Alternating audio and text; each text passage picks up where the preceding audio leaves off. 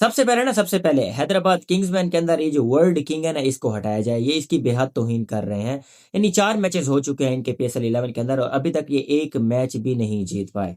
And you know one of the biggest scam in Hyderabad Kingsmen is their captaincy. यानी अगर Marnus लंबिशन के आप international टी20 career को उठाकर देख लेना, भाई साहब ने ऑस्ट्रेलिया की तरफ से सिर्फ एक ही मैच खेला हुआ है और उसके अंदर सिर्फ इनके 2 रन हैं। एंड देन इसके बाद इनको टी20 क्रिकेट के लिए सिलेक्ट ही नहीं किया गया, कंसिडर ही नहीं किया गया, क्योंकि इनके अंदर वो कैपेसिटी थी ही नहीं कि इनको दोबारा ऑस्ट्रेलिया की तरफ से टी20 क्रिकेट खिलाई जाए। और यहाँ पर सीधा आपने उसको उठाकर कैप्टन ही बना दिया और यहाँ पर आकर वो 100 के स्ट्राइक रेट से खेल रहे हैं, 80 के स्ट्राइक रेट से खेल रहे हैं या फिर 90 के स्ट्राइक रेट से खेल रहे हैं। वजह क्या थी कि जी हैदराबाद किंग्समैन के ओनर ने कहा था कि जी हम ओजी माइंडसेट के साथ जो है क्रिकेट खेलेंगे। घंटा आपने ओजी माइंडसेट के साथ क्रिकेट खेली है, आपसे एक मैच तो जीता नहीं जा रहा। एंड देन उसके बाद I really don't know Irfan Khan Niazi को लेकर ना जैसन गिलिस्पी ने इतना वावेला किया था ट्वीट पर ट्वीट कि यार इस बंदे को आपने पाकिस्तान क्रिकेट टीम के अंदर टी20 वर्ल्ड कप के लिए क्यों सिलेक्ट नहीं किया। ही इज अ पावर हिटर। भाई साहब मैं कहता हूं ही इज कंप्लीटली फ्लॉप। ना तो उसका कोई बैटिंग स्टाइल है, ना तो कोई उसका जो है स्ट्राइक रेट है, कुछ भी नहीं है। 100 के स्ट्राइक रेट से वो खेल रहा है, 100 के स्ट्राइक रेट से कैप्टन खेल रहा है। एंड देन आपको पता है कि लास्ट मैच के अंदर शर्जील ने आकर 5वें नंबर पर आपको अच्छी परफॉर्मेंस दी थी। यानी क्या जरूरत थी उसको 1 डाउन भेजने की। पावर प्ले तो आपका ऑलरेडी वहां पर एंड हो चुका था, फिर उसके बाद आपने उसको वहां पर भेज दिया। विकेट स्लो हो चुकी थी और कंप्लीटली वो फ्लॉप हो गए। एंड देन उसके बाद I really don't know what the hell is going on with Saim Ayub. You are number 1 टी20 allrounder and you are one of the most expensive pick in PSL 11 और आपकी ये परफॉर्मेंस है। ना तो आपसे शॉट लग रही है, ना तो आपसे बॉलिंग हो रही है। एंड देन उसके बाद साइम अयूब के जो फैन है जी बॉलिंग तो करा रहा है। द क्वेश्चन इज क्या साइम अयूब बॉलर है या बैटर है? ये 2 क्वेश्चन है ना। ये वही बात तो नहीं है कि चलो आपसे बैटिंग नहीं हो रही तो आप बॉलिंग करा रहे हैं, आपसे बॉलिंग नहीं हो रही तो आप बैटिंग करा रहे हैं। He is a proper batter. जहां पर आपको कंपेयर किया जा रहा था, जहां पर साइम अयूब को सईद अनवर से कंपेयर किया जा रहा था, वहां पर आकर उन्होंने 14 रन स्कोर किए just in 15 balls. I mean such a pathetic. And then उसके बाद अगर आप नीचे जाए तो आपके पास सिर्फ एक ही बंदा था जिसने कल के मैच में आकर परफॉर्म किया, वो था कुशल परेरा जिसने 58 रन स्कोर किए just in 35 ball. And then उसके बाद जो आपने नाम निहाद ऑलराउंडर पाल रखे हैं, आपके पास हसन खान है, देन उसके बाद आपके पास महेश ठीक शाना है, they are completely flop.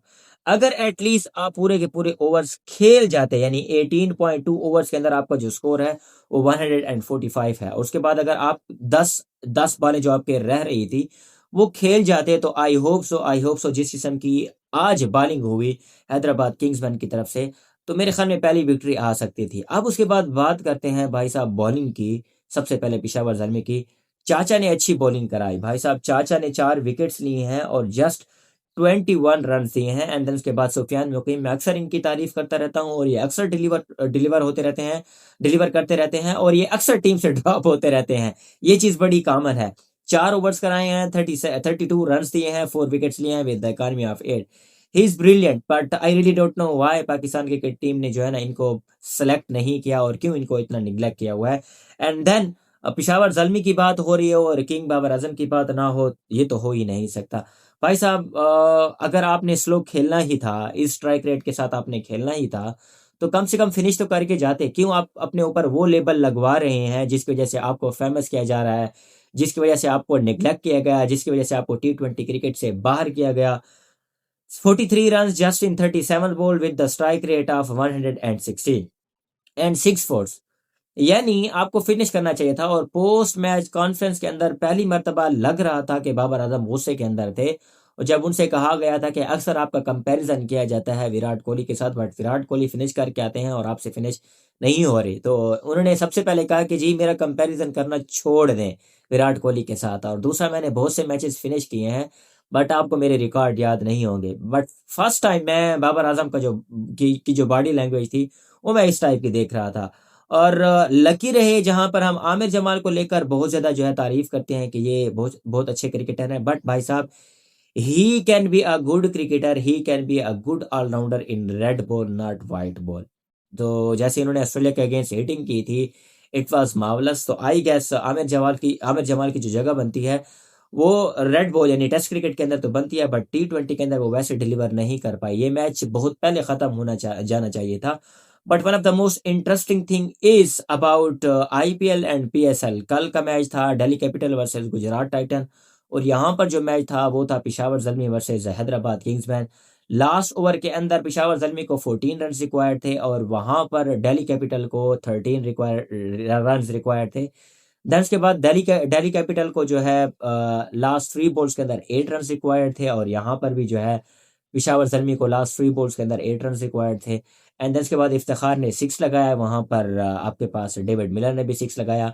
But one of the most interesting thing is बाल बाल बचे पेशावर जल्मी वाले, उन्होंने 2 रन स्कोर किए और विक्ट्री से हमकिनार हुए, बट वहां पर जाकर डेविड मिलर डिलीवर नहीं कर पाए।